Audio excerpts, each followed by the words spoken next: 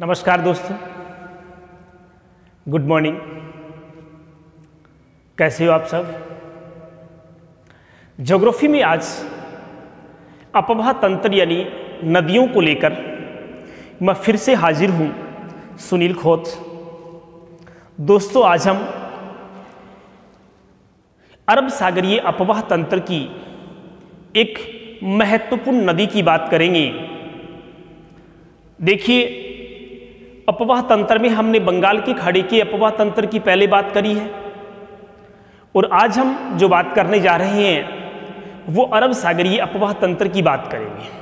मतलब ऐसी नदियां जिनका उद्गम राजस्थान के किसी भूभाग से होता है, वो राजस्थान में बहती है और अंत में कहाँ चली जाती है? वो अंत में अरब सागर में चली जाती है। या फिर कोई ऐसी नदी जो किसी और राज्य से निकलती है, जो राजस्थान में आती है, उसके बाद वो कहाँ चली जाती है? अरब सागर में चली जाती है। ऐसी सभी नदियों को हम अरब सागरीय अपवाह तंत्र की नदियां कहते हैं। इसी के साथ साथ हम और भी महत्वपूर्ण बात करेंगे जो एग्जाम में पूछे जाने लायक है। इसलिए दोस्तों, आप बिल्कुल जब कभी भी यहाँ इनको पढ़ें तो उसके साथ साथ में आप अपनी नोटबुक जो है उसको अपने हाथ में रखें, अपनी नोटबुक को हाथ में रखें, लिखते जाएं। बहुत महत्वपूर्ण बातें हैं क्योंकि अक्सर नदियों के संबंध में क्वेश्चन एग्जाम में पूछे जाते हैं। इसलिए बड़ी गौर से, बड़े ध्यान से आपको इन सब बातों को सुनना है। एक अरब सागरीय अपवाह तंत्र की माही नदी के बारे में हमने पहले पढ़ लिया था। आज हम दूसरी नदी की बात करेंगे और वह नदी है अरब सागरीय अपवाह तंत्र में शामिल, और उस नदी का नाम है लूणी नदी। कौन सी नदी है? लूणी नदी। चलो हम बात करते हैं सबसे पहले लूणी नदी के उपनाम की और इसे कौन कौन से नामों से जाना जाता है। तो दोस्तों, लूणी नदी को जो है वो लवणवती नदी के नाम से भी जाना जाता है। कि निम्न में से कौन सी नदी लवणवती के नाम से जानी जाती है? तो वह कौन सी है? लूणी। निम्न में से कौन सी नदी को लवाती नदी कहते हैं? तो वह नदी दोस्तों कौन सी है? लूणी। यानी लूणी को लवाती, लवणवती के नाम से भी जाना जाता है। कवि कालिदास जो हैं, कालिदास हैं, कवि कालिदास ने लूणी नदी को कहा है अंतः सलीला नदी। बहुत महत्वपूर्ण ये क्वेश्चन है यहाँ पर कि निम्न में से किस नदी को अंतः सलीला कहा गया? लूणी को। या कवि कालिदास ने लूणी नदी को किस नाम से पुकारा? तो वह कौन सी है? अंतः सलीला। या फिर क्वेश्चन को घुमाकर पूछा जाए कि अंतः सलीला नदी लूणी को किसने पुकारा? तो वह किसने पुकारा है? कालिदास ने। इसी तरह से दोस्तों, वैदिक जो साहित्य है, वैदिक जो साहित्य है, उस वैदिक साहित्य में लूणी नदी को कहा गया है मरुद्वृदा नदी। क्या कहा है? मरुद्वृदा नदी। कि निम्न में से कौन सी नदी को मरुद्वृदा नदी भी कहा जाता है? क्योंकि देखिए, ये नाम चिर परिचित नाम आपको यहाँ पर दिख रहा है। ये मरुस्थल जो राजस्थान का पश्चिम का मरुस्थल है, उस पश्चिम के मरुस्थल से होकर बहती है। कहाँ से बहती है? ये पश्चिम के मरुस्थल में बहती है। इसलिए इसका नाम किसके आधार पर रख दिया? मरुद्वृदा नाम मरुस्थल के आधार पर रख दिया कि क्योंकि पश्चिम में क्या है? पश्चिम का मरुस्थल। ठीक है।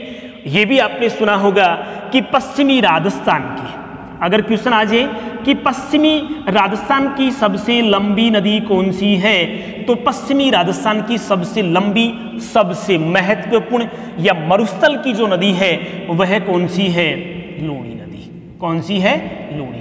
तो ये बात भी आपको यहाँ ध्यान में रखनी है कि पश्चिमी राजस्थान की, या फिर हम ये कह सकते हैं पश्चिम के मरुस्थल की, या फिर हम कह सकते हैं इधर जो थार का मरुस्थल है उसकी महत्वपूर्ण लंबी नदी, पश्चिम के लोगों की आवश्यकता की पूर्ति करने वाली नदी, तो वह कौन सी है? लूणी नदी। उसके बाद हम दोस्तों आगे बात करेंगे और कौन कौन से क्वेश्चन इसके संबंध में पूछे जा सकते हैं। तो देखिए, लूणी नदी कुल राजस्थान के कितने जिलों से होकर बहती है, कितने जिलों से होकर बहती है। ये बात भी आपको बहुत ध्यान में रखनी है, मैं बार बार आपको इसके संबंध में बता चुका हूं। याद रखना आप, राजस्थान में 3 नदियां हैं।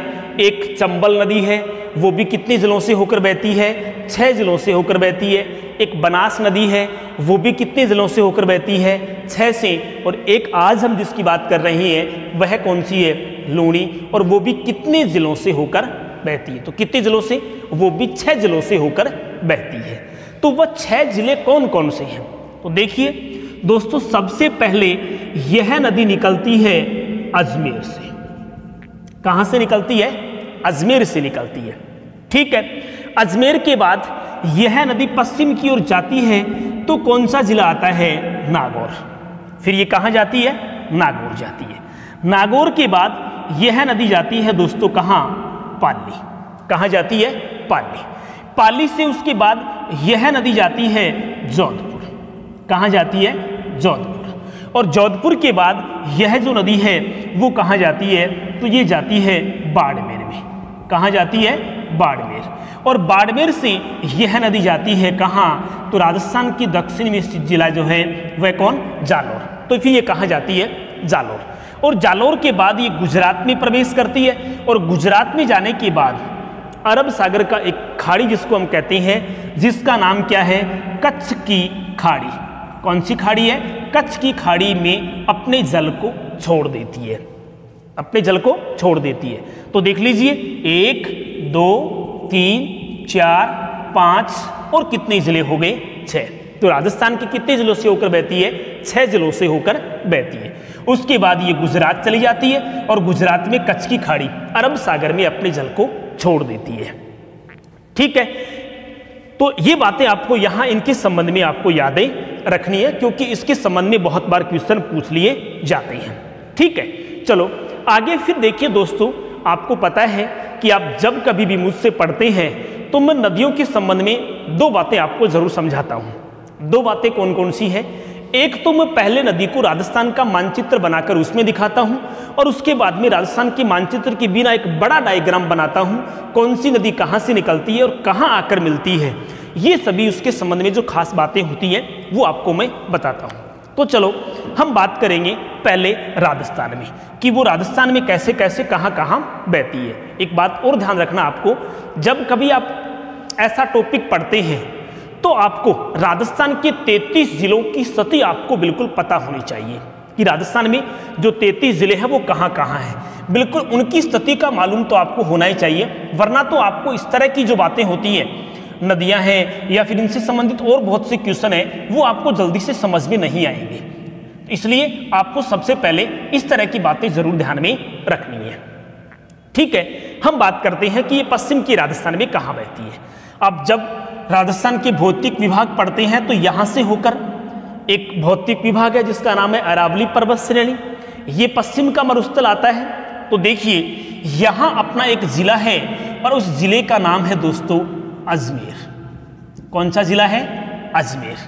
अजमेर में ये 2 धाराओं के रूप में निकलती है। कौन कौन सी धाराएं हैं हम आगे डायग्राम में बात कर लेंगे, बड़ा मानचित्र बनाएंगे, उसका बड़ा डायग्राम बनाएंगे। 2 धाराओं में निकलने के बाद ये अजमेर में आपस में मिलती है, उसका बाद उसका नाम लूणी हो जाता है और ये दोस्तों जाती है नागौर में। कहाँ जाती है, नागौर। नागौर में थोड़ा बहने के बाद ये आती है कहाँ, पाली। कहाँ आती है, पाली। पाली के बाद ये कहाँ जाती है, जोधपुर। कहाँ जाती है, जोधपुर। जोधपुर के बाद यह नदी किधर जाती है, बाड़मेर। और बाड़मेर के बाद ये कहाँ जाती है, जालोर। और जालोर के बाद आगे इधर कौन सा राज्य आ गया है, गुजरात आ गया है। और गुजरात आ गया तो आपने यहाँ इस तरह से, चलो मैं बाद में आपको यही आप इसको ध्यान में रख लें, यहाँ पर ये राजस्थान, उसके बाद में ये गुजरात और उसके बाद में ये इस तरह से जब भारत का मानचित्र बनता है इस तरह से। तो इसमें देखिए आप, ये जो खाड़ी है ये मैं बहुत बार बता चुका हूँ, इसे कच्छ की खाड़ी कहा जाता है। और यहाँ जो खाड़ी है इसे कहते हैं खंबात की खाड़ी। तो ये नदी इस तरह से राजस्थान से प्रवाहित होकर गुजरात में आती है और अंत में अपना जल कहाँ लाती है, ये कच्छ की खाड़ी में डलती है। और कच्छ की खाड़ी जो है, ये कच्छ की खाड़ी किसका भाग है, ये कच्छ की खाड़ी अरब सागर का ही भाग है। किसका भाग है, ये अरब सागर का ही भाग है। कभी कभी क्वेश्चन डीपली पूछ ले गहराई से पूछ लिया जाता है। जैसे हम सीधी बात ही कर रहे हैं कि वो नदियां जो अरब सागर में गिर रही हैं, लेकिन कभी कभी क्वेश्चन पूछ लिया जाता है कि लूणी नदी अंत में निम्न में से कहाँ गिरती है, तो नाम कच्छ की खाड़ी भी है, ऑप्शन में यहाँ पर खंबात की खाड़ी भी है, ऑप्शन में आपके अरब सागर भी है, और ऑप्शन में बंगाल की खाड़ी भी दे दिया। ऑप्शन तो 4 कैसे भी दिया सकते हैं जिसमें से एक सही होता है। तो यहाँ डीपली क्वेश्चन है, तो अरब सागर में तो गिरती है, लेकिन छोटे स्तर पे, क्योंकि दोनों नाम आ गए, एक खंबात की खाड़ी भी ऑप्शन में है और एक कच्छ की खाड़ी भी ऑप्शन में है, इसलिए आपको सही क्या करना है, कच्छ की खाड़ी। और जिस तरह से हमने एक माही नदी के बारे में बात करी थी, वो कहाँ आती है, वो खंबात की खाड़ी में आती है। माही कहाँ आती है, खंबात की खाड़ी में, लेकिन लूणी जो है वो कहाँ आती है, कच्छ की खाड़ी में अपने जल को डालती है। ठीक है, तो अजमेर के बाद ये दोस्तों कहाँ आती है, नागौर के बाद ये कहाँ आती है, पाली के बाद ये कहाँ आती है, जोधपुर, और जोधपुर के बाद ये कहाँ आती है, बाड़मेर, और बाड़मेर के बाद ये दोस्तों कहाँ जाती है, जालौर जाती है। तो इस तरह से ये पश्चिम के राजस्थान से होकर बहती है। पश्चिम के राजस्थान की लंबी नदी है, एक महत्वपूर्ण नदी है, मरुस्थल में बहने वाली एक बड़ी नदी है जिसके बारे में हम बात कर रहे हैं, और वह कौन सी है, लूणी नदी। उसके बाद में दोस्तों कई बार देखिए, अब तो ये क्वेश्चन आम हो चुका है, हालांकि पहले जब ये क्वेश्चन बनाया गया था उस टाइम तो आप ये मान सकते हैं कि बहुत गहराई का क्वेश्चन था, बहुत शानदार क्वेश्चन था ये, जिसके बारे में पूछा गया था कि जब अजमेर की पहाड़ियाँ या पुष्कर में या नाग पहाड़ी पर अच्छी वर्षा होती है तो निम्न में से कौन से स्थान पर बाढ़ आती है। अजमेर, पुष्कर की पहाड़ियाँ, नाग पहाड़ यही है, यहाँ जब अच्छी वर्षा होती है, क्योंकि नदी का उद्गम यहीं से होता है, अच्छी वर्षा होती है, तो इन स्थानों पर निम्न में से बाढ़ कहाँ आएगी, बाढ़ का पानी कहाँ फैलेगा, तो ये बात बहुत महत्वपूर्ण है। तो देखिए क्या होता है कि जब अजमेर के, पुष्कर में और नाग पहाड़ियों पर जब बहुत अधिक वर्षा होती है, पानी की आवक ज़्यादा होती है, तो वह पानी कौन सी नदी में आएगा, लूणी नदी में आएगा। लूणी नदी में आता है तो मतलब नदी में जल की आवक बढ़ती है, जल की आवक बढ़ेगी। अब देखो इस नदी के किनारे बाड़मेर के बहुत से शहर स्थित हैं, जैसे तिलवाड़ा, आपने नाम सुना होगा तिलवाड़ा। ये तिलवाड़ा कहाँ पड़ता है, तो ये तिलवाड़ा दोस्तों बाड़मेर में पड़ता है। तिलवाड़ा, ये आपने एक सभ्यता के बारे में भी सुना होगा, तो ये तिलवाड़ा है, हम ये कह सकते हैं समदड़ी है, बालोतरा है, ये सभी इस नदी के किनारे बसे हुए हैं। और इन सभी शहरों में बाड़मेर का एक स्थान है जिसका नाम क्या है, बालोतरा। कौन सा स्थान है, बालोतरा। बालोतरा जो है वो नदी के पेटे से नीचे बसा हुआ है, नदी के पेटे से क्या बसा हुआ है, नीचे बसा हुआ है। और वहां तक जब नदी आती है तो नदी की चौड़ाई भी बढ़ जाती है। तो नदी में जब जल की आवक बढ़ती है, पेटे से बालोतरा नीचे बसा हुआ है, तो नदी का जल उफान पर होता है, तटों को तोड़ता है और बाहर निकल जाता है। और बाहर निकलता है तो बाढ़ कहाँ आती है, बालोतरा में आती है। ये क्वेश्चन बहुत बार पहले एग्जामों में पूछा जा चुका है, हालांकि सब इसके बारे में चिर परिचित भी है, इस क्वेश्चन के बारे में जानते भी हैं।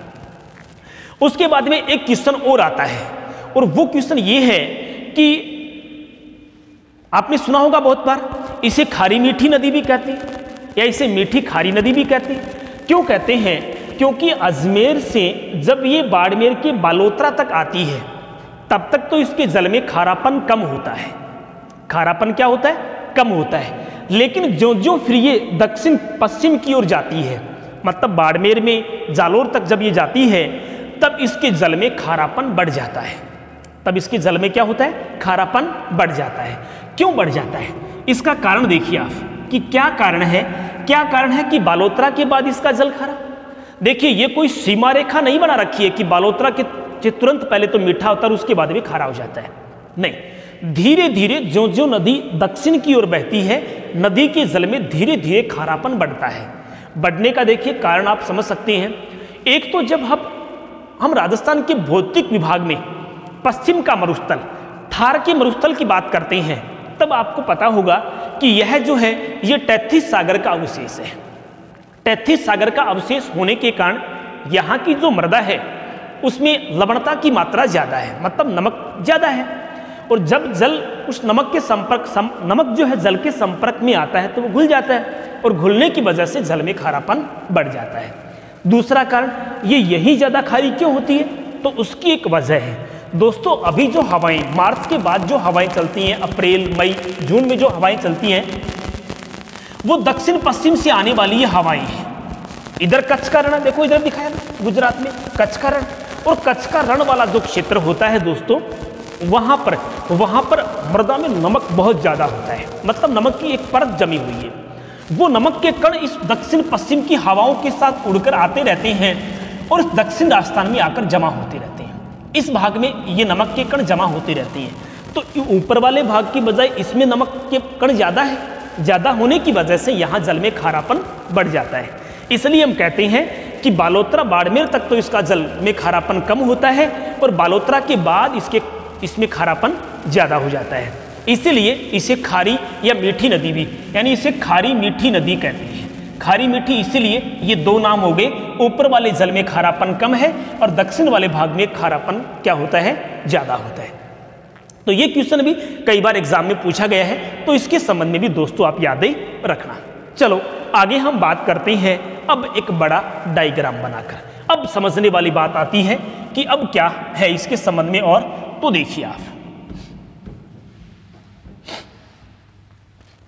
अब बताते रहें कि किस तरह और सुधार करने की कहीं आवश्यकता हो, या फिर कहीं स्पष्ट दिखाई नहीं दे रहा हो, या फिर हम ये कह सकते हैं आवाज़ समझ में नहीं आ रही हो, या फिर पढ़ाने में कोई कमी हो, तो इसके संबंध में आप हमें समय समय पर अवगत करवाते रहें। चलो अब हम नदी को एक डायग्राम से पढ़ेंगे और क्या है, कैसे कैसे क्वेश्चन इसमें पूछे जाते हैं उनकी बात करेंगे। देखिए ये उत्तर पूर्व से आ रही है, फिर एक बार पश्चिम की ओर मुड़ती है, फिर दक्षिण की ओर मुख करती है और दक्षिण पश्चिम की ओर बहती है। हम ये कह सकते हैं कि दक्षिण पश्चिम की ओर आ रही है, इसलिए हम इस डायग्राम को ऊपर से नीचे की ओर बनाएंगे। ये इस नदी की दाहिना भाग होगा, ये नदी का कौन सा भाग होगा, बायां भाग होगा, क्योंकि नदी यूं आ रही है, तो ये दाहिना किनारा है, ये बायां किनारा है। ठीक है, तो इस बात को आप ध्यान में रखना। चलो हम बात करते हैं। तो देखिए दोस्तों, सबसे पहले अजमेर में क्या होता है, अजमेर में दो धाराएं आती है। कितनी धाराएं आती है, दो धाराएं। ठीक है, दक्षिणी जो धारा है उसका नाम है सरस्वती। कौन सी धारा है, सरस्वती धारा। ये सरस्वती जो धारा है ये अजमेर में पुष्कर से निकलती है। कहां से निकलती है, पुष्कर से। उत्तर में जो धारा है उसका नाम क्या है, सागरमती। क्या नाम है, सागरमती। एक सागरमती और दूसरी सरस्वती। सागरमती का उद्गम कहां से होता है, तो इस धारा का उद्गम होता है नाग पहाड़ से। कहां से होता है, नाग पहाड़ से। यूं करके ये अजमेर से निकलती है, अजमेर में बहती है दोनों धाराएं। लेकिन जो ही अजमेर में कहां आती हैं, तो दोस्तों ये अजमेर में कहां आती है, गोविंदगढ़ एक जगह है जो अजमेर में है। कहां पड़ती है, अजमेर में। ये दोनों धाराएं गोविंदगढ़ अजमेर में मिल जाती हैं, इनका संगम होता है, और संगम होता है तो उसके बाद इस नदी का नाम क्या पड़ जाता है, तो उसके बाद इस नदी को कहा जाता है लूणी नदी। क्या कहा जाता है, लूणी। इस बात को ध्यान रखना। उद्गम स्थान पर एक सागरमती धारा है, दूसरी कौन सी है, सरस्वती है। एक पुष्कर से, एक सागरमती नाग पहाड़ से। सामान्यतः कभी कभी क्वेश्चन आ जाता है कि लूणी का उद्गम कहाँ होता है, पुष्कर ऑप्शन में नहीं है और ऑप्शन में क्या है, नाग पहाड़। अब तक के एग्जाम में अगर उद्गम से संबंधित क्वेश्चन पूछे गए हैं तो पुष्कर का नाम नहीं आया, अब तक नाम किसका आता है, नाग पहाड़ से। तो नाग पहाड़ ये भी हो सकता है, कहीं कहीं किताबों में आपको मिल जाएगा कि लूणी नदी का उद्गम कहाँ से होता है, तो अजमेर के नाग पहाड़ से होता है। ये भी कहीं कहीं पर लिखा हुआ है। हकीकत में ये दो धाराओं के रूप में चलती है। गोविंदगढ़ अजमेर के बाद इसका नाम क्या होता है, लूणी। ठीक है, उसके बाद ये कहाँ आती है, नागौर आती है। कहाँ आती है, नागौर। नागौर के बाद यह दक्षिण की ओर थोड़ा मुंह कर लेती है, दक्षिण की ओर मुड़ती है, तो यहां जिला आता है पाली, और पाली जिले में गांव आता है जिसका नाम है लाखर गांव। कौन सा गांव आता है, लाखर गांव। ये लाखर गांव कौन से जिले में पड़ता है, पाली जिले में। लाखर गांव पाली जिले में, इसमें एक धारा इधर से आती है, इधर से यूं आती है। देखिए पाली जो है आपने देखा होगा यूं राजस्थान के मानचित्र में इस तरह से यहां फैला हुआ है, ये लंबाई के आकार में फैला हुआ है। और ध्यान रखना, इस लूणी नदी की जितनी भी नदियां हैं उसमें एक दो को छोड़कर अधिकांश नदियों का उद्गम कौन से जिले से हो रहा है? पाली से ही हो रहा है। और ज़्यादातर पाली से निकलती है और ज़्यादातर आकर कहाँ मिलती हैं? ज़्यादातर आने के बाद बाड़मेर में मिलती हैं उद्गम, और गिरती कहाँ है? बाड़मेर में। तो लाखर गांव पाली में एक नदी आती है और नदी का नाम दोस्तों क्या है? बांडी नदी। क्या नाम है? बांडी नदी। बांडी नदी का उद्गम होता है हेमावास से। कहाँ से होता है? हेमावास। हेमावास दोस्तों कहाँ पड़ता है? पाली जिले में। कहाँ पड़ता है? पाली जिले में। हालांकि इसमें एक छोटी धारा और आकर मिलती है जिसका नाम है मीठड़ी। कौन सी नदी है? मीठड़ी नदी। तो मीठड़ी और इधर से कौन है? ये बांडी नदी। ये दोनों निकलती हैं, आपस में मिलती हैं और पाली के लाखर गांव में आने के बाद किस में मिल जाती है? लूणी नदी में मिल जाती है। वहां से ये नदी दोस्तों आगे चलती है। आगे चलती है तो देखिए आगे आता है एक और गांव, और उस गांव का नाम क्या आता है?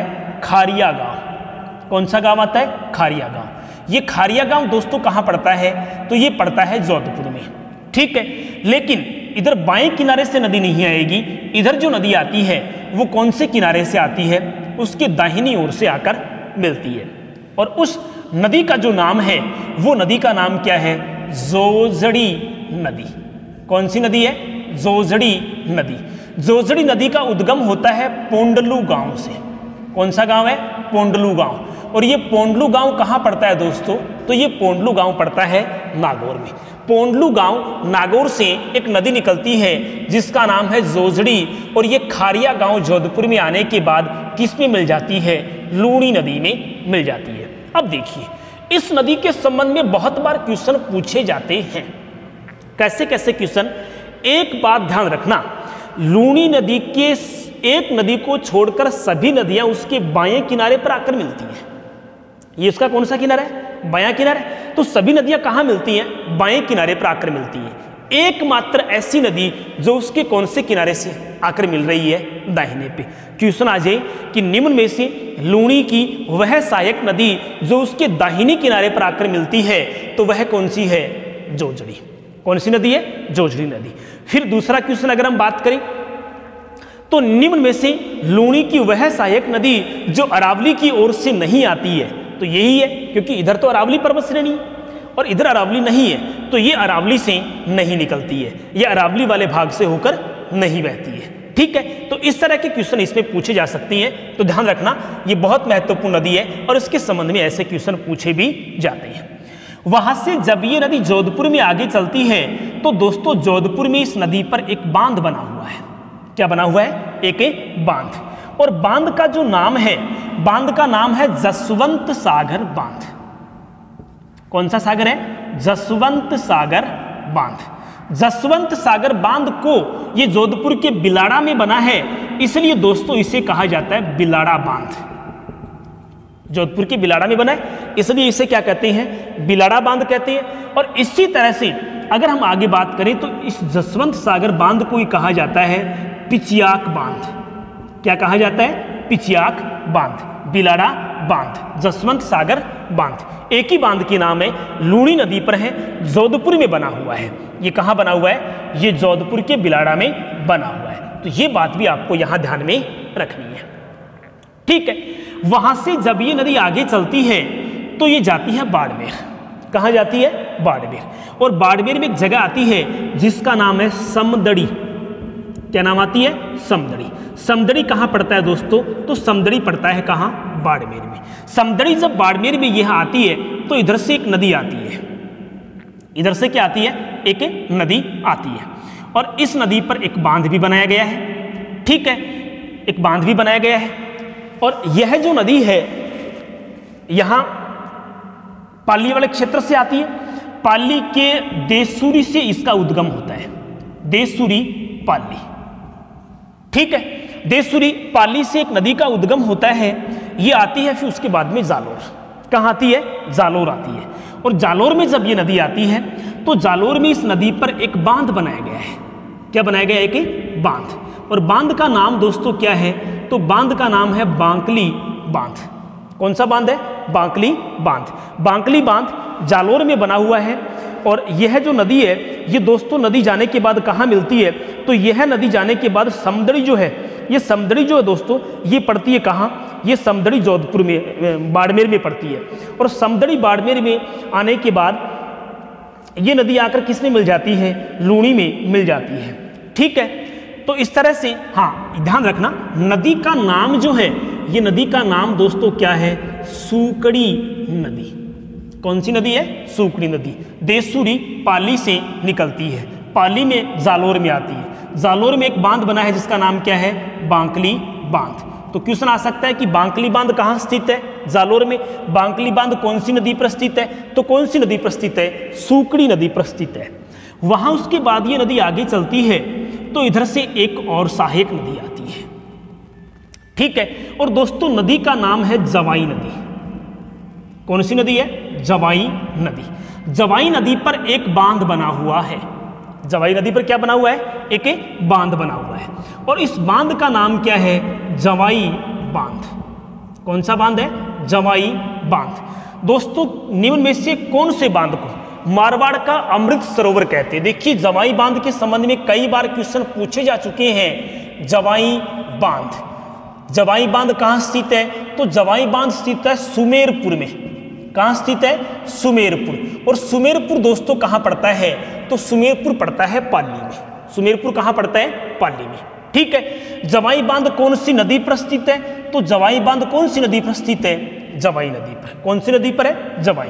जवाई किसकी सहायक नदी है, तो जवाई दोस्तों कौन सी की है, लूणी नदी की सहायक नदी है। उसके बाद निम्न में से कौन से बांध को मारवाड़ का अमृत सरोवर कहा जाता है, मारवाड़ का अमृत सरोवर। ये क्वेश्चन भी कई बार एग्जाम में पहले पूछा जा चुका है कि मारवाड़ का अमृत सरोवर निम्न में से किस बांध को कहते हैं, तो मारवाड़ का अमृत सरोवर किसे कहते हैं, जवाई बांध को कहते हैं। जवाई बांध दोस्तों पश्चिमी राजस्थान का सबसे बड़ा बांध है।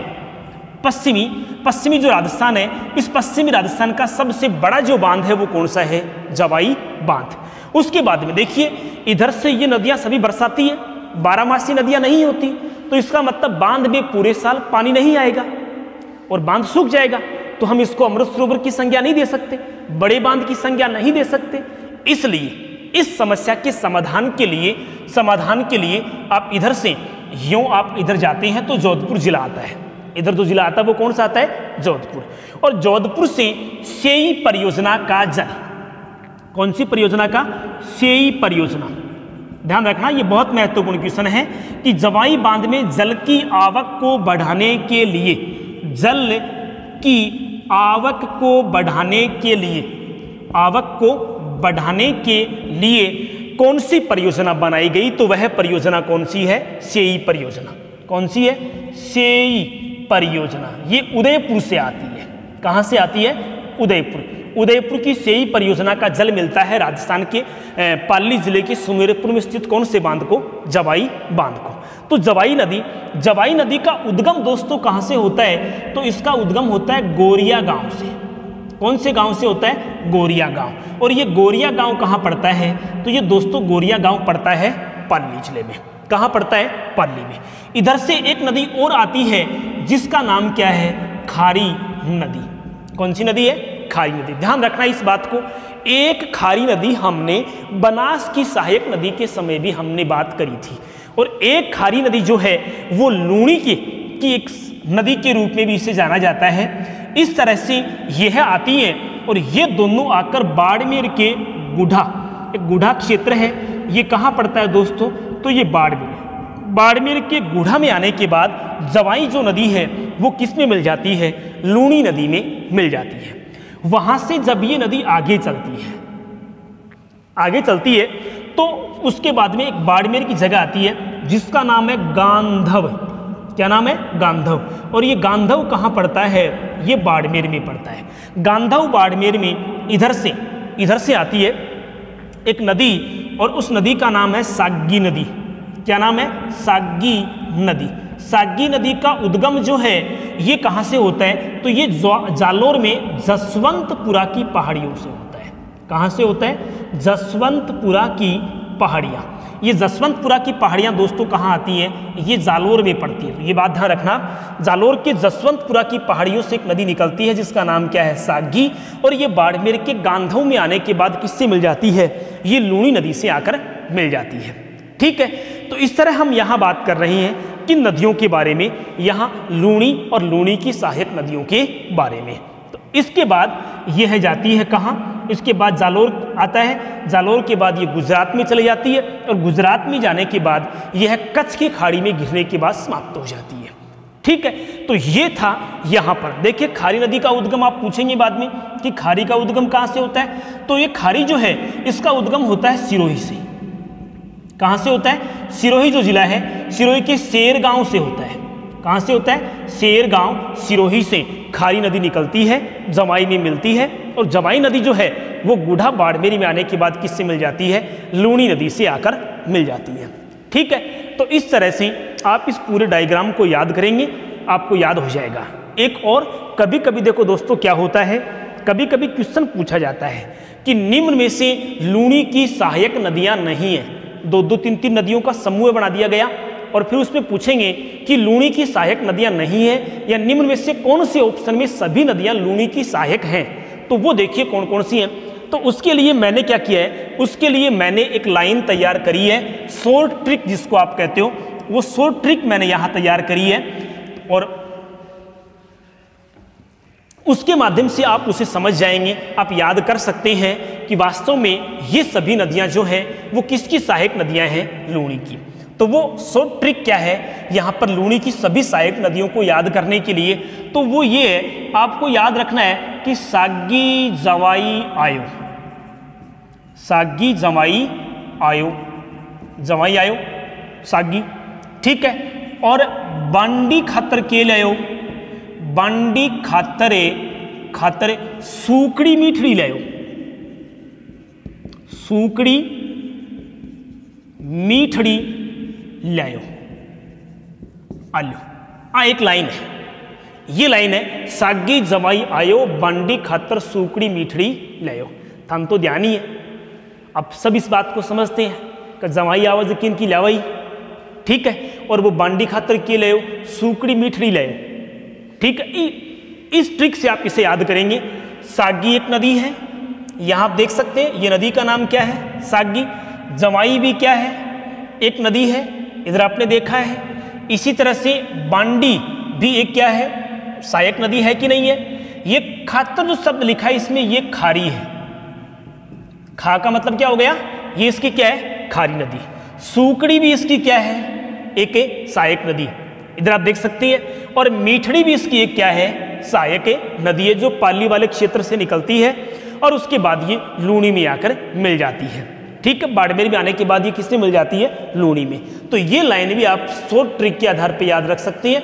पहले के पेपर उठा के आप अगर देखते हैं तो उसमें देख सकते हैं ऐसे समूह बनाकर दे दिए, दो दो तीन तीन नदियों के समूह बना दिए गए कि निम्न में से कौन सा समूह है लूणी का सहायक नदियों का सही है, सही क्रम है, नहीं है। इस तरह के क्वेश्चन पूछिए तो ये लाइन आपको वहां याद रखना। सभी लूणी की जो सहायक नदी है, जोजड़ी इस लाइन में नहीं आई है, जोजड़ी इस लाइन में नहीं आई है, इसको आपको अलग से याद करना है। और भी महत्वपूर्ण क्वेश्चन है कि जो अरावली से नहीं निकलती है, दाहिने किनारे पर आकर मिलती है, तो वह एकमात्र नदी कौन सी है? जोजड़ी। दोस्तों कैसा लगा आपको वीडियो? मुझे कमेंट बॉक्स में ज़रूर बताएं। वीडियो को आप लाइक शेयर सब्सक्राइब जरूर करें और निर्धारित समय पर आप हमारे इस चैनल को देखते रहें। आपको बिल्कुल आने वाले एग्ज़ामों में मदद मिलेगी। अब भूल मत जाएं कि लॉकडाउन चल रहा है तो क्या पता एग्ज़ाम होंगे कि नहीं होंगे। नहीं, अब वो भारत, अब वो राजस्थान नहीं है पुराने वाला। अभी आपने 17 तारीख की न्यूज़ भी आपने पढ़ी होगी, 17 मई की, उसमें दिया हुआ है कि राजस्थान की किसी भी भर्ती पर लॉकडाउन का कोई असर नहीं होगा। मतलब भर्तियां सभी अपने समय पर होंगी। इसलिए आप अपने समय का सदुपयोग करें, समय को ज़ाया ना करें आप, और निरंतर रूप से आप हमारे वीडियो को देखते रहें। आपको पूरा का पूरा टॉपिक जो है, पूरा का पूरा राजस्थान का ज्योग्राफी जो है वो आपको हर दिन एक वीडियो के माध्यम से मिलता रहेगा। जय हिंद, जय भारत।